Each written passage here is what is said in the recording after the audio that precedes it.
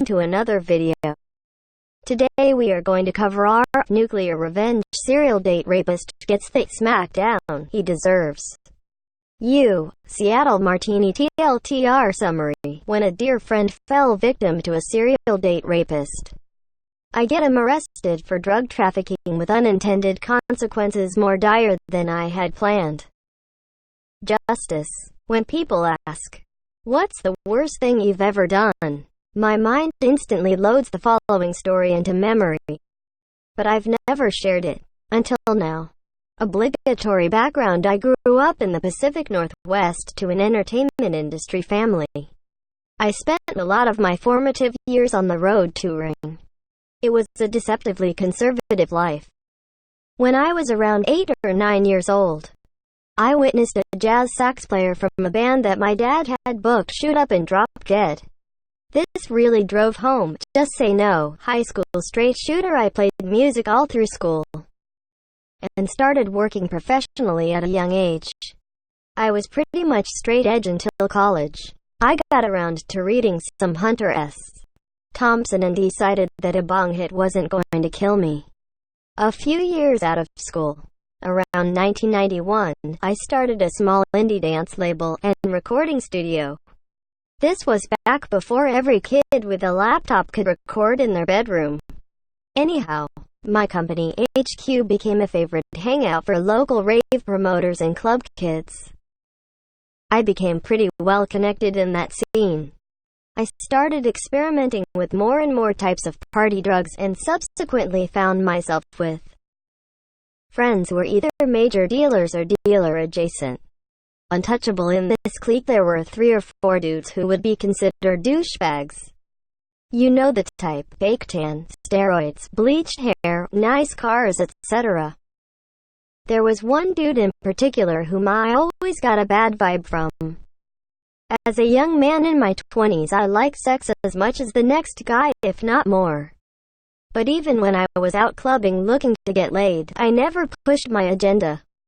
Never used coercion, guilt, etc. to manipulate a woman into bed. If I spent $300 on dinner, I never felt like they owed me something. The only expectation I had was, if you make the date, show up, which is just good manners. Anyhow, back to the douchebag. Let's call him Tyler. This guy had a great sense of humor, the kind of good looks that make straight boys say, D-A-A-A-A-A-M-N. Money, and a politically connected family. During the time I owned my label, I also played in jazz clubs in our city. One of the venues was this really cool martini bar.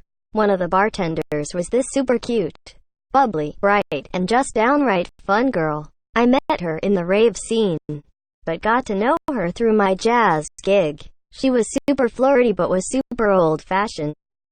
I'm not saying she was waiting for marriage, but close. She had grown up in a really small town and never really encountered bad people in her daily life, so she was quite trusting. This all changed when she was date raped by Tyler. He played the long con with this lovely human being. She had very little experience with drugs and sex when she went out with him.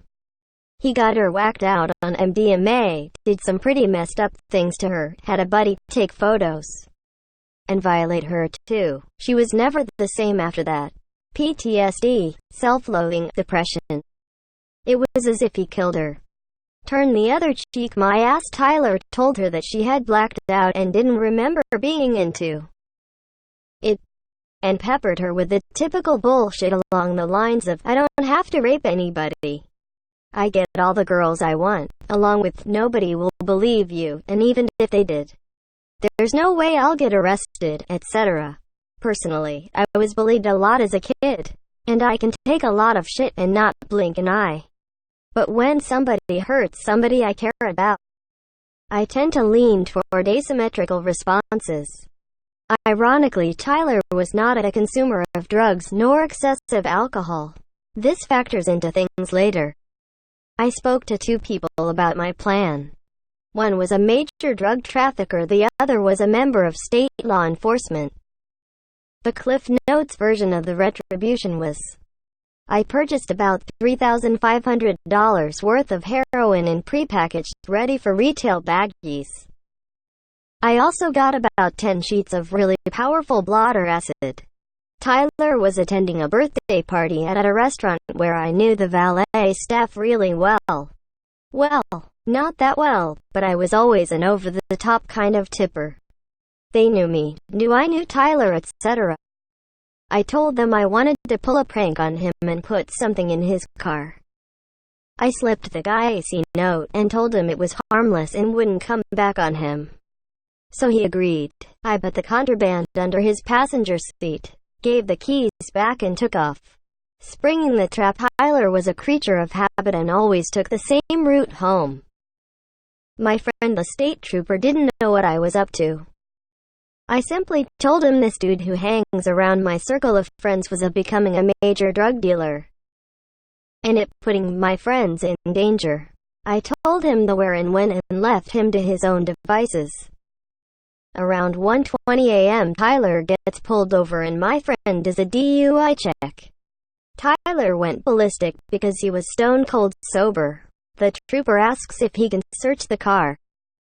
Tyler agrees because he knows his car is clean.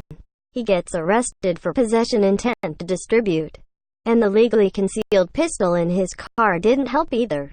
He fought the law. If he hadn't been such an unfettered asshole, he would have gotten away with no jail time. But he was disrespectful to the judge and got 18 months in prison, not jail, prison.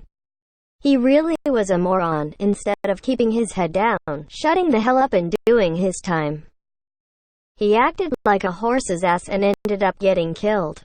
I didn't mean for the revenge to go that far, but I don't feel remorse for how things played out one bit.